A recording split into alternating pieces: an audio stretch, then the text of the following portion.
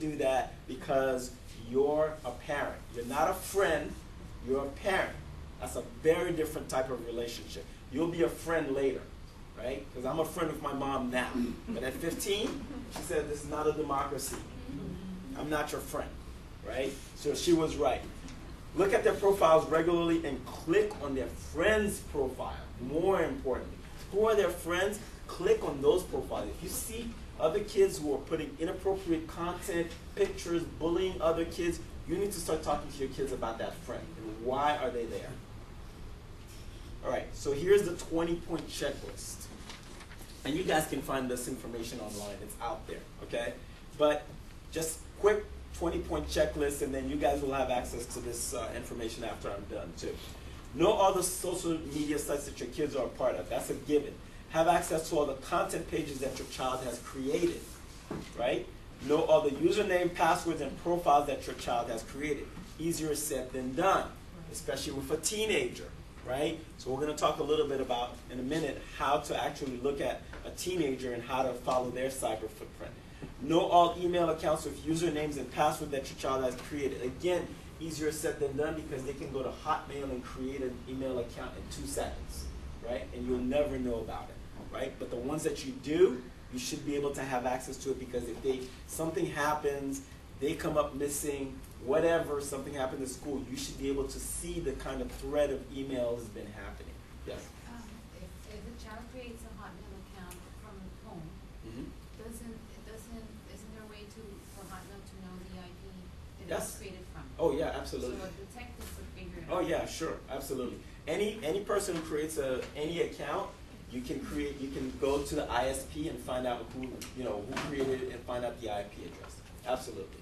You can bring, but by the time you do that, unless you did it in a library or something. Yeah, but even then, you'll know where the IP address, and they can still find out the information of who created it, right? So the IP address will tell you. But by the time you find that out, if time is of the essence, that's where the issue comes in. If you're completely clueless.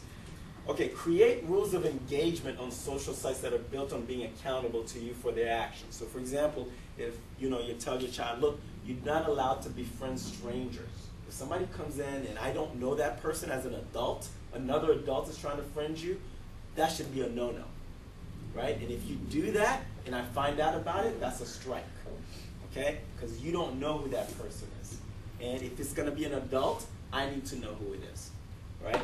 So create your own accounts on these networks, right? So if you're not, your 15-year-old might be like, Mom, I'm not trying to friend my mom. My mom is trying to friend me on Facebook. That's not going to happen. But you know what? You can friend other people who are connected to them, third-degree separation, and still know what's going on. Because if they're posting things on their walls and the other people are retweeting or reposting what some of their stuff they're doing, you can still have access to what they're doing. Again, use Google, to really find out what they're doing out there with their cyber footprint.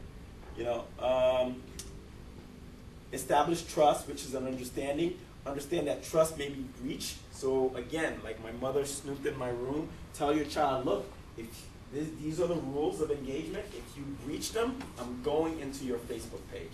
I'm going into your Twitter account. I'm going to go find out what you're doing. Right? So there's no such thing as privacy unless you give me reason to breach that trust, right? But even then periodically you need to be looking at what they're doing, right? Review the privacy settings which you talked about.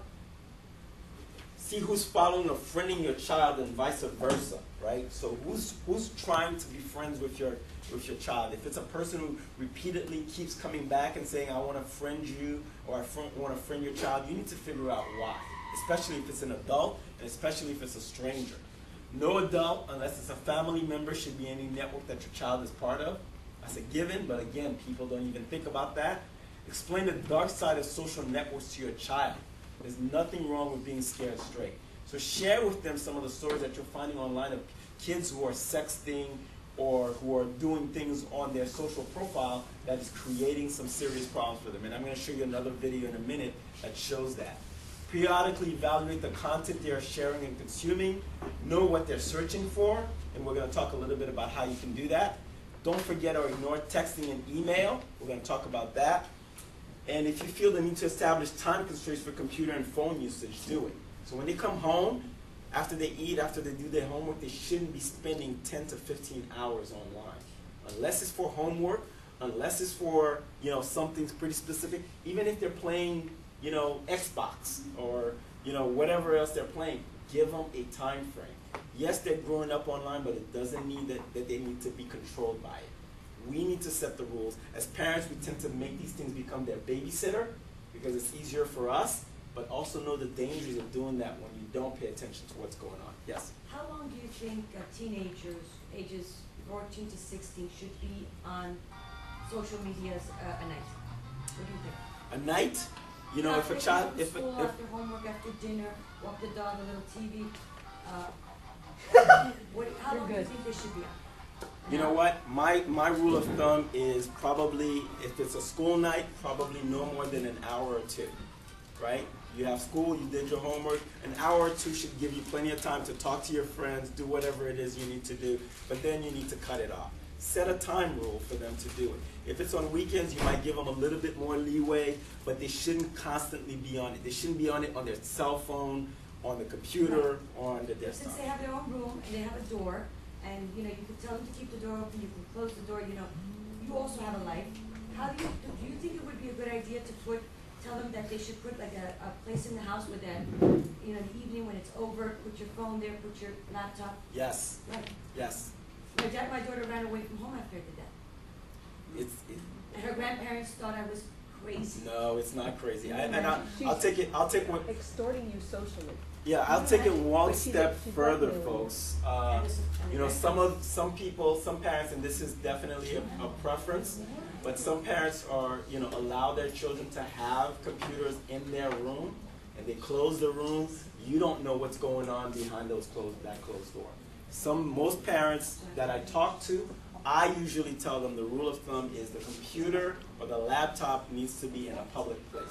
If you're 13 or 14, there should be no conversations that you're having that I cannot be privy of. Yes, you have your friends and you want to share secrets, but you know what? I've been there too. I was 13, I was 14. I don't need to hear it. But I tell you what, after you use that laptop, I can go search your history and browse your history. I should be able to see where you've been and what you've done. So some parents are allowing their kids to have their computers in their room, but I tell you again, if they're having conversations, if they're doing things inappropriately on that computer behind closed door, there is no way. By the time you figure it out, it's long gone. Yes, ma'am. But, I mean, you might not have a laptop in your room, but then you have a BlackBerry, you have a cell phone, you have every other way of Sure. communicating with people. So what do you take their cell phone away at No, night? I don't say taking away the cell phones. Cell phones are important, but again, cell phones, it's just like when we were growing up, our parents gave us specific time to Talk on use, the phone. talk on the phone or use television. If your child has a cell phone, they go to school when they're not around with you, that's fine. When they come home, there are parents who take away that cell phone when they're in the home, or like you said, put it in a specific place, and I get to see the cell phone. I get to browse your history and see who you called or who has called you. We have a little altar table by the front door when we come in, and we all put our cell phones and our keys on that table when we walk in, all of us. Yep. Because, you know, we're home, we have a landline. We don't need these phones in the house. You don't need to be texting in the house. You pick up the phone and call whoever you want to talk to. The other thing also is, remember guys, that you're setting the example. So if mom and dad is busy texting at home and talking on the cell phone at the dinner table, or texting us or calling while they're driving, then your kids are picking up on that. So that's, again, you're modeling for your child, and if you're doing those things that you don't want them to do, but, you know, and you're doing them yourselves, then remember that they're following a pattern. Yes? There are also health aspects, not just safety, but health aspects to what they call technology curfews. Sure. Because many times you think your child is in bed and going to sleep. Oh, yeah. And what research shows is that they're texting texting. until 3 or 4 in the morning. Yes, absolutely. They got to get up for school in a couple of hours. Absolutely. There's a whole sort of constellation of issues that that occur when a kid is sleep deprived, not the least of which is caffeine overload. Absolutely. Or other ways to amp yourself up for the day. So Right.